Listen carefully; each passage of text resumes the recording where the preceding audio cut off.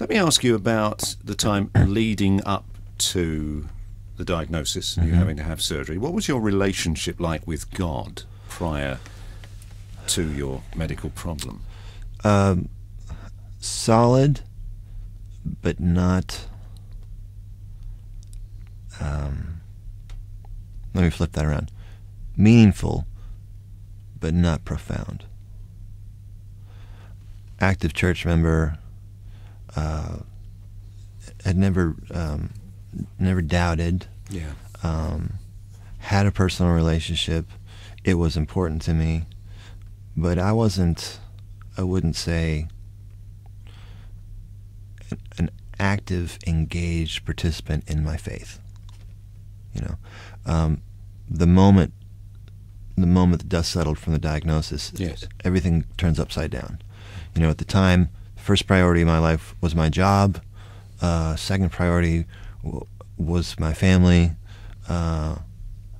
Third priority was the Lord, and the last priority were perhaps maybe some ideas and plans or calling, my mission, dream, whatever. Yes. You know, it immediately got flipped. And first you realize, okay, without my faith, why am I here in the first place?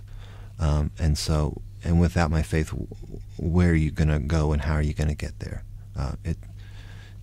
Your purpose here on earth can only be about figuring out your relationship with God.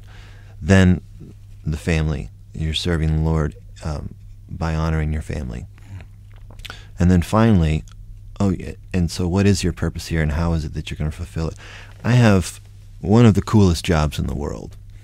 And I wish that, for instance, if I do a reasonably good job, a whole bunch of people stand up and clap.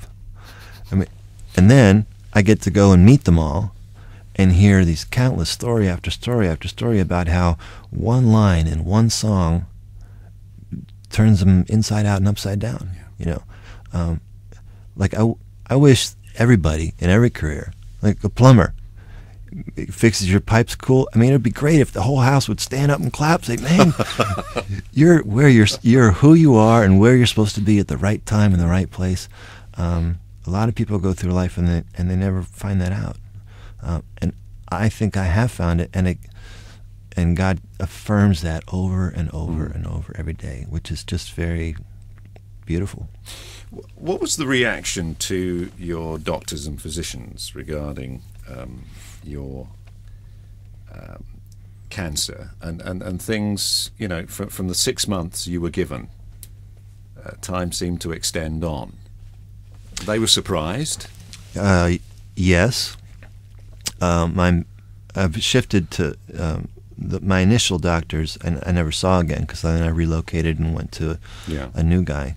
And now the reason I went to him is his name is Dr. Henry Friedman. He works out of Duke in North Carolina, and I called him. I called his office, and the gal who took the call said, "Oh, well, he'll call you back tonight at 10:30."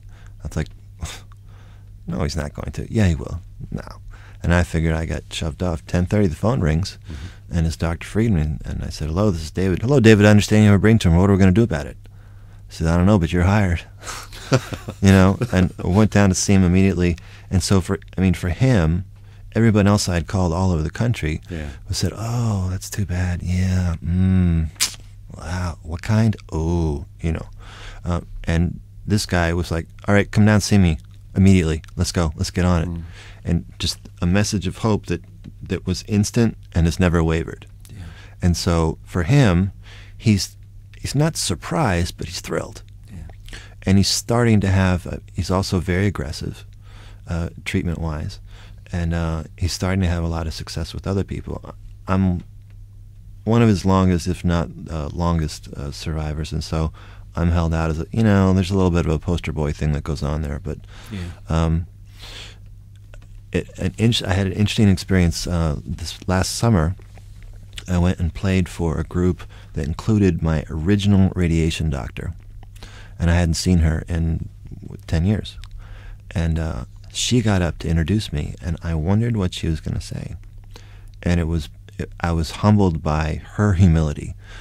She got up and said, "This man has taught me and changed the way I treat my patients. Wow. Because when I first saw him, I thought, well, I'll go ahead and do this job, but, kind of what's the point, because he's not going to be with us for long.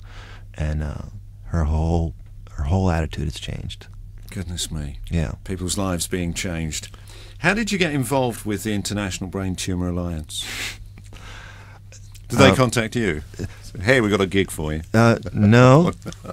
I was surfing the net, looking around at some stuff that was going on in Europe, and I just stumbled on their website, which is theIBTA.org. Yes. And I saw they had this walk around the world concept, and I thought, they probably don't know who I am. I'm fairly well known in America, but I have this song called "Keep On Walking." I think I'll send it to them, and I'll just say, hey, I'm a brain tumor survivor. I'm a songwriter. And I have this song, "Keep On Walking." You guys might like it. Here you go. And and they had some interaction with some other people who knew about me, and gave them some CDs, and so they wrote back and said, "Yeah, we like the song. We'd like to make it our theme song." And I said, "Great, go ahead. Sure." So they got some copies and sent it around to people, and then Kathy Oliver, the secretary, came to a conference in America, and I was performing there, and she came up afterwards and said, "Oh, we don't have this in England." I said, "What do you mean?" She said, "We don't have this kind of vocal hope resonating. We need you to come." And again, humbled. Yes. And I said, "Yeah, let's do it." So the aim of the campaign really is to get more support, awareness, and to really the awareness of and ideally awareness turns into research. Yes. It turns into money, which turns into research, which turns into a cure. Because generally speaking, most people believe that once you've got a brain tumour, that is it, the end. And what awful nihilism that is. Yeah. Yep. That there is still a great deal of hope. And here's the beautiful message. One of the things that, and I tell doctors this every time I get a chance to talk to them, I'll say, look, I don't envy your job of walking in the room saying, giving the news. That job is terrible.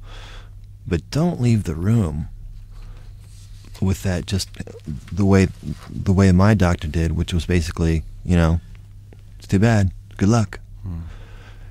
When I left, I found this guy out in Kansas who was out 9 years. And I wrote to him and I said, "Is this a mistake, or you survived this 9 years? What's this?" He said, "Yeah, 9 years." "What'd you do?"